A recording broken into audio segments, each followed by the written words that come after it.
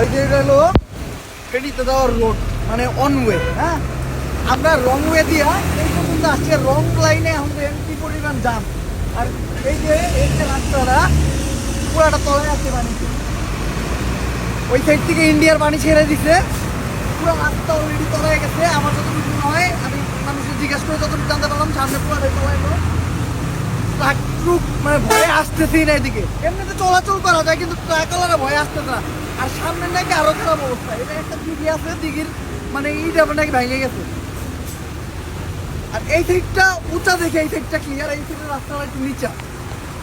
তো আপনারা যারা ফেনীর উদ্দেশ্যে আসতেছেন, অনেকে আসতেছে আজকে আমার এই মেল করে জানাইছে, যারা আসতেছেন একটু কেয়ারফুলি, মানে আপনারা যদি বিকল্প কোনো রাস্তা জানেন বা বোট বা নৌকা এগুলো জানেন তাইলে রওনা দেন। হ্যাঁ, নয়তো আপনারা জিনিসপত্র নিয়ে, ট্রাক নিয়ে, পিক আপ নিয়ে এদিকে আসতে পারবেন না। আমরা বাইক নিয়ে যেতে পারতেছি না, আপনার ট্রাক পিক আপ নিয়ে কেমনে যাবেন? আমার যতটুকু মনে হয় এখন কুমিল্লার দিক থেকে থাইকা ওইখান দিয়ে কোনো বোট ম্যানেজ করে এদিকে আসা ছাড়া আর কোনো ওয়ে নাই আপাতত। আর পানি, অনেক পানি, পানি বাড়তেই আছে, বাড়তেই আছে, বাড়তেই আছে। আমার মনে হয় 10 থেকে 20 মিনিটের ব্যবধানে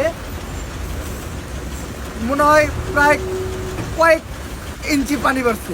মনে করেন প্রায় 4-5 ইঞ্চি পানি বেড়ে গেছে, আরো পানি বাড়তেই আছে, বাড়তেই আছে। আমি জানি না এটার কোন পর্যন্ত যাবে। আর এই যে আমরা যে জায়গায় বাইক রাখছি তার একটু ওই পাশে একটা বাসা, একটু ওই পাশে একটা বাসা, ওই বাসায় একটা মানে বাচ্চা হয়েছে নাকি 15 দিন, ওই বাচ্চা সহ, বাচ্চার মা সহ পুরো ফ্যামিলি ওই জায়গায় আটকা পড়ে গেছে। রেস্কিউ টিম লাইফ জ্যাকেটের জন্য গেছে, ওইখান থেকে কাউরে উদ্ধার করতে পারতেছে না। মানে ওই জায়গায় কি যে একটা অবস্থা, এটা বইলা বোঝানোর মতো না।